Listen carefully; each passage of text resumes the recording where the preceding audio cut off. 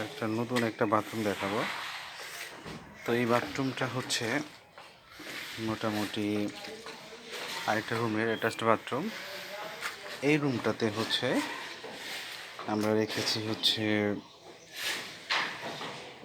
5-7 7.5 feet 7.5 feet by 4 feet 4 feet by 4.5 ফিটের এই বাথরুমটা এখনও কমপ্লিট হয় নাই, আরও কিছুদিন সময় লাগবে। এখানে ফুল ডেকোরেশন হবে, তারপর